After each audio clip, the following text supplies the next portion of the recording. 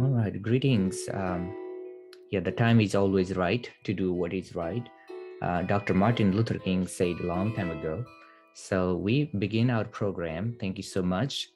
Hello, everyone. Welcome to Morgan State University. Also, welcome to the Research and Scholarship webinar series. This series is organized by the School of Education and Urban Studies in collaboration with the Division of International Affairs and the STAR Scholars. Again, welcome.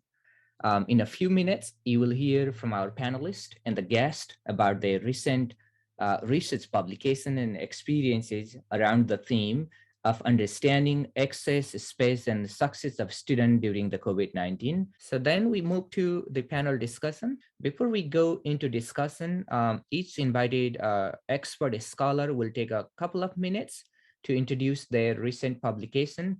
Next, we move to next, chapters from Leslie. She's from Texas Christian University. Over to you, Leslie. Hello, everyone. Good evening, good morning, good afternoon, wherever you might be. Thank you, Dr. Krishna, for allowing me to be here. I'm excited. This chapter, I worked alongside with one of my colleagues, Allison Silvius. I'm a PhD candidate in the Higher Education Leadership Program at Texas Christian University. And so for this chapter, we focused on the application of leadership adaptation continuum to the future of global higher education post-COVID-19. We said post-COVID-19 because our thoughts were that we would be out of where we are right now, but we're still in it. And I think this still applies as far as leadership adaptation. And so we discuss a great deal of being flexible within leadership. So we come up with this continuum that focuses on 4 key elements: progressive focus, promotion focus, prevention focus, and pragmatic focus. And where that came from is where we started to notice leadership in all categories. So at the K-12 level, post-secondary education, governmental level, as we all witnessed, things were changing within the pandemic, right? And so individuals, especially leadership styles, we started to notice that leadership styles would either fall off.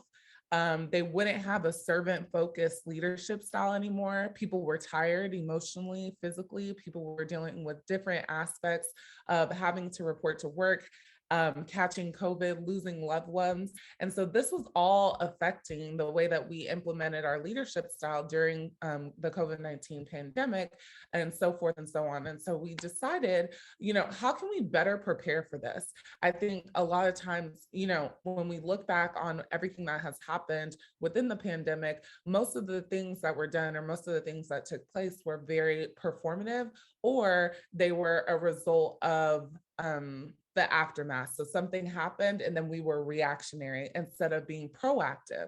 And so we wanted to, our main leadership or our main research question was, how can a leadership adaptation continuum serve as a tool to prepare future global higher education leaders?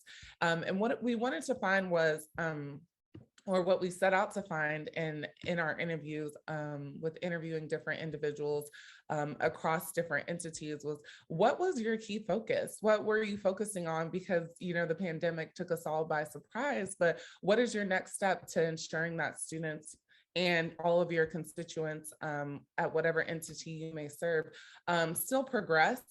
How are you being empathetic? How is service leadership, as Greenleaf states, showing up in different ways? And so what we found was, going back to one of the main questions, how is COVID-19 affecting student learning? Leaders had to take a step back and analyze their own leadership and how it was impacting others that they were coming in contact with. And so, especially because COVID has hit minority groups at different stages disproportionately. And so even interviewing, I remember interviewing one constituent who was a vice president at an institution in the US, and he stated, I've taken a keen notice in how we treated minoritized groups and how we treat them now, right? That it took us a pandemic to look at our policies, our practices, and how it was almost implementing an unsafe space for these individuals. So looking at those different key factors, I know I don't have a lot of time, but leadership being a big key component as to how we would come out of COVID, how individuals would be affected, how leadership styles changed.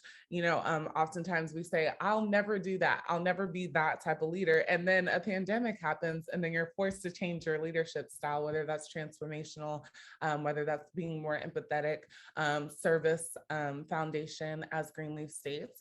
And so we're really excited to continue to push this as we still have more data to push out. And so I look forward to having a deeper conversation with you all a little bit later.